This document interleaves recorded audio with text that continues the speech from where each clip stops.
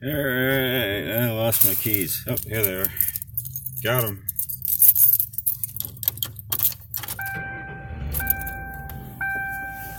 Sunshine today with highs in the upper 50s. Clear skies tonight, low 39. Sunny again Tuesday, 62. And Wednesday, sunshine, Alright. 54. That's the forecast. Gaslight's from your gone. Severe Weather Station, News Radio 700 WLW. Literally enough gas for tomorrow, which is cool because I'm supposed to drop this off tomorrow and get a loaner car again. iHeartRadio online on your smartphone, iPad, and tablet. 700WLW.com. I think, yep, I'm gonna go get some Taco Bell breakfast. And RJL Insurance. This is 700 WLW, the home of the best Bengals coverage. Andy fakes a handoff. Up the middle. Touchdown to Tyler Boyd. Because I am starved. This will be a 31-yard field goal try for Randy Bullock. He did not attempt a field goal. I don't think I remembered to eat last night. This 31-yard kick is good. And the Bengals have scored on their first two possessions to take a 10-3 lead. Snap a little bit high, but handled by Huber. The kick is on its way, and it is good. Didn't have a lot of trajectory to it, but the line drive was long enough from 49 yards out, and the Bengals have a 10-point lead. It's first and goal from the one. Offset eye. Dalton takes the snap. Fakes to Mixon. Rolls out. Goes into the back of the end zone. Touchdown as Tyler Kroft jumps up in the back right corner of the end zone and catches the 1-yard touchdown pass from Andy Dalton. Dalton's under center, takes the snap. He'll drop back 7 steps, throws for A.J. Green.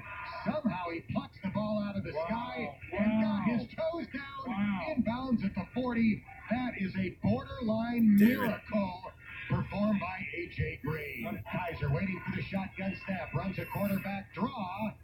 And he is into the end zone for a Cleveland touchdown. On first down, here's a pitch to the left. There we go. Down to the 5, fighting for the goal line. Touchdown, Bengals, as Mixon takes it to 5 or 11 yards and begins a dance in the back of the end zone. That should be coffin nails.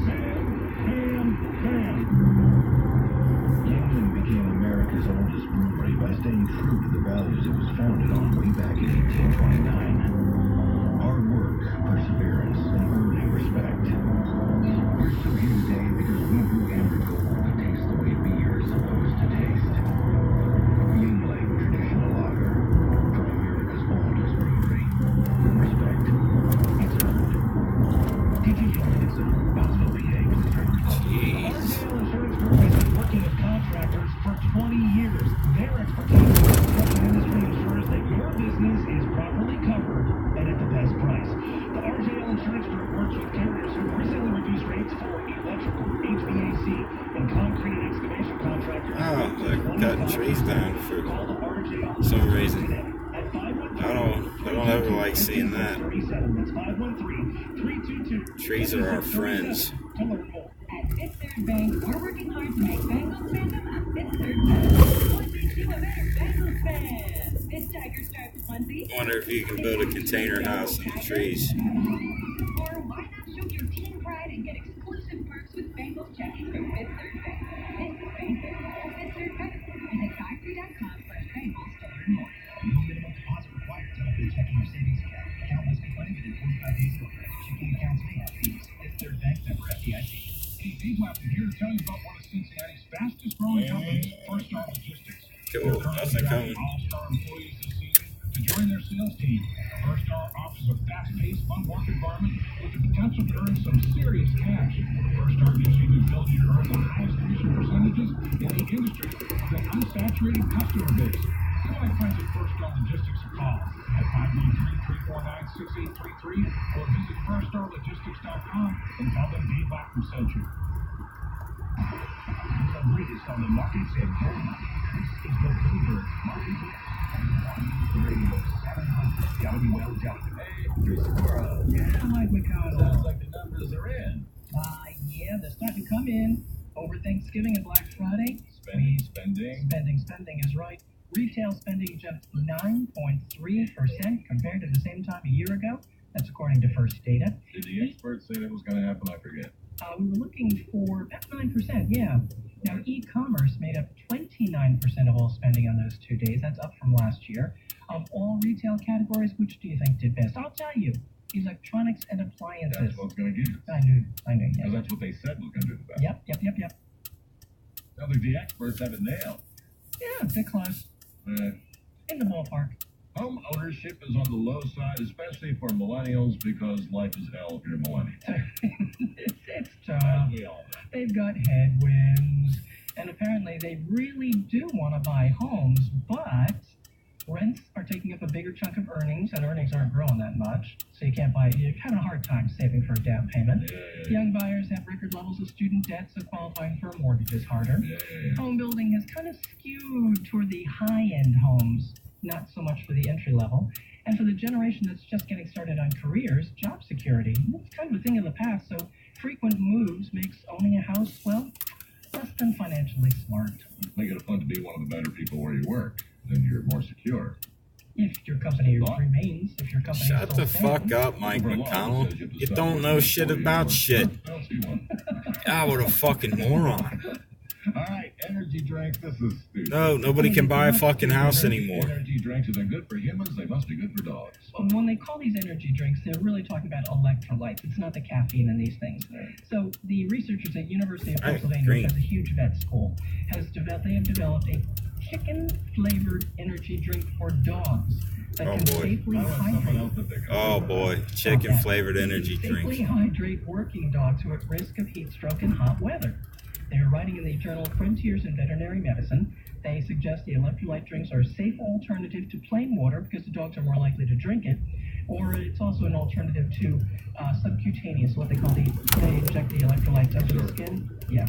And these are for dogs that get a lot of exercise. These are for dogs who are working, search and rescue dogs, police dogs, and Sheep dogs. What was that? Sheep dogs. No, not sheep. They're out there dogs. herding sheep. That's work. It's usually cooler That's though harder than than a raising police sheep. dog. Do you think so? Absolutely. I don't know about that. I mean, you have to know the sheep, get a relationship. There's a cop dog.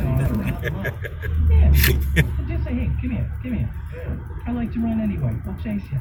In a video last Mm-hmm. I lost this video. The sheepdog was overzealous, and he was kind of young, and he herded the sheep into the house.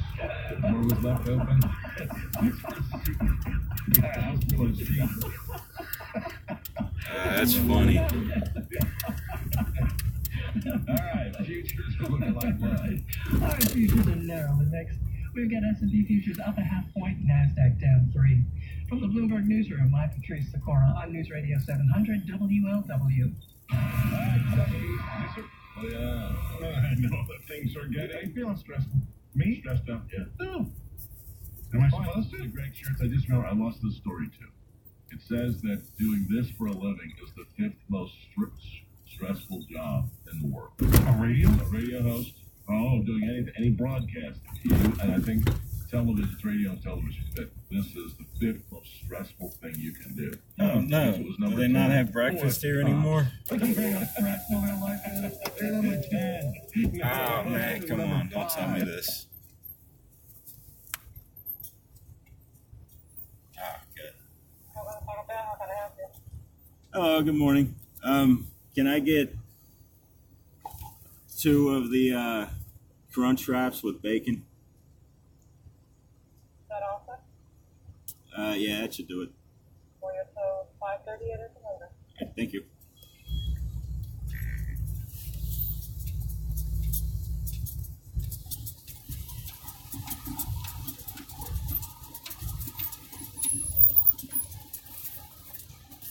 Hello.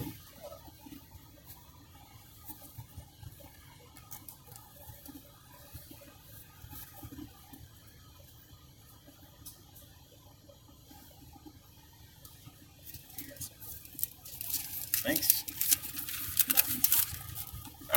Can I get mild, please?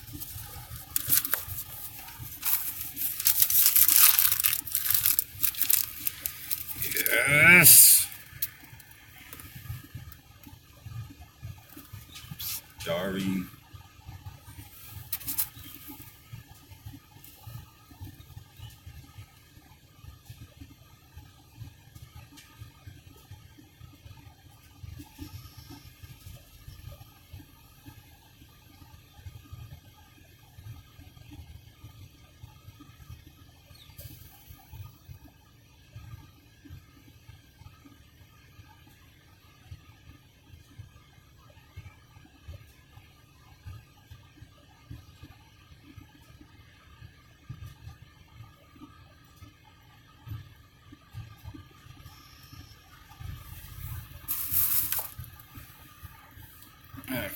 radio back on. Today we're looking for Billy Joe Harp. He's wanted for felony possession of drugs and 2 misdemeanor cases. He's a white male. He's 33 years old, 5'9", and 160 pounds. He was destined. It says you name the kid Billy Joe. Not much good's going to come of it. All right, assault. He's had theft. He's had drug-related charges as well. Last known to live where? On Beachmont Avenue in Mount Washington. Billy Joe. Ode to Billy Joe. With info on Billy Joe Harp, call you. What number? 352-3040. Online it would be crime-stoppers.us. All right, go chill out. Take the rest of the day off. Yeah, I Too much should. stress. All right. Bye. See you now, 847. Brian call. What do we got? What's going on? FC Cincinnati calling out the Cavalry. Putting out tweets this morning asking that fans of the soccer club, quote, break away for an early lunch and join them at Cincinnati City Hall today. They want to pack the place, calling on people to come show the support that they have for bringing MLS soccer to Cincinnati and for building a brand new stadium in Oakley. The council takes up the issue at 11 o'clock this morning. Council's Budget and Finance Committee is made up of all 9 members of council. So even though it's just a committee meeting today, we should have a very clear idea of where each of the members of council stand on this hot topic. One thing that's kind of thrown some confusion into the whole deal now is the Oakley Community Council has pulled its support for the project. They still have no objection to a soccer stadium in the community, but they do object to the funding plan and the fact that it would take all of the tax money raised by the development in Oakley and invested in this one project, just the soccer stadium. Some $10 million in what they call TIF funds are available for development in Oakley, and apparently the community council and the city have been planning on using some of that money for some other projects that are already in the works. And the community council is not happy that that money is being diverted just to soccer. See how this all plays out. Amy Murray's been a yes from the beginning on this, and Chase Scott Sloan's guest this morning at 9 and 6. Okay. Coming up in our news at 9 o'clock is the police chief at the University of Cincinnati out. Something happened on Wednesday as he was escorted from the office. We don't know why. There are rumors that he's been fired. We'll have more in 15 minutes. News Radio 700 WLW. All right. Looking at 849 right now. 849 at 700 WLW. Just to have. Study was done. If you live on a street that has a silly name, your property values are lowered by the name of your street. The current results of this study, and we got details on the way. 700 WLW. It's so cold and nasty outside. I just want to curl up in my warm house by the fireplace and read a book. Oh, I know. I hope we don't have another winter like last year. It was terrible. I called Lycans Energy Solutions, and I got my heating oil for my home and my propane for my fireplace right away. They never Thank you. run out, and I only saved money over the other supplier I used to use. Yay!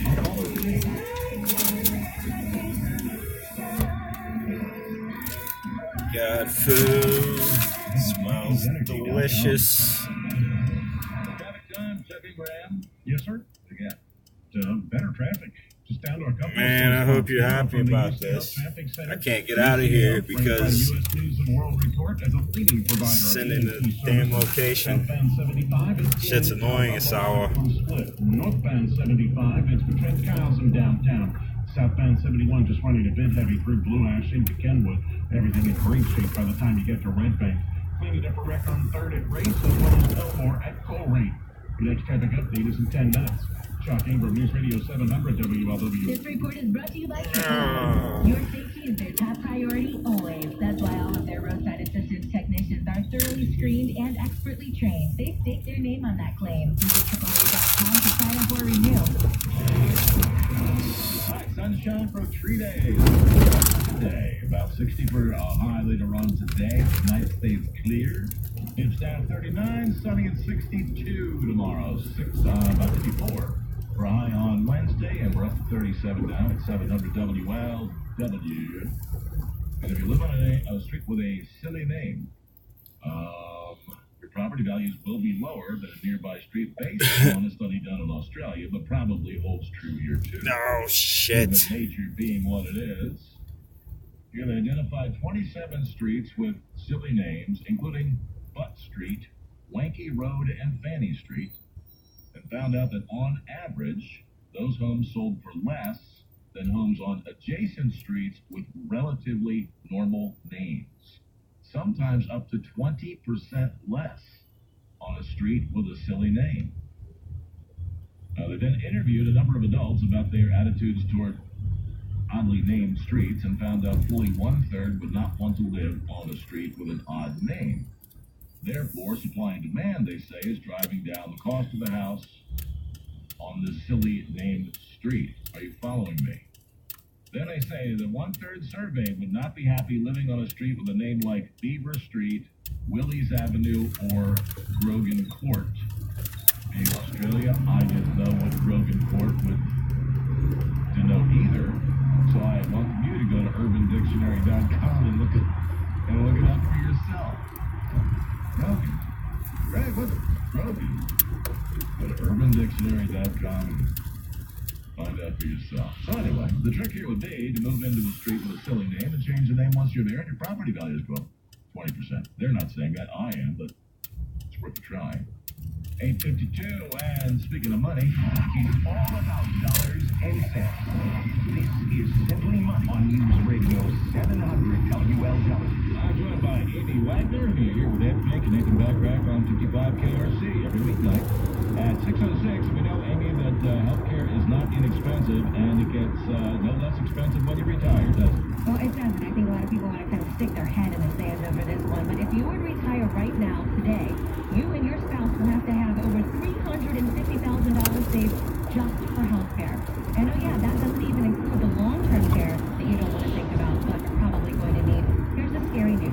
If you're in the Simply Money Advisors retirement residence, so you're about 20 years from retirement, healthcare costs are only going to go up.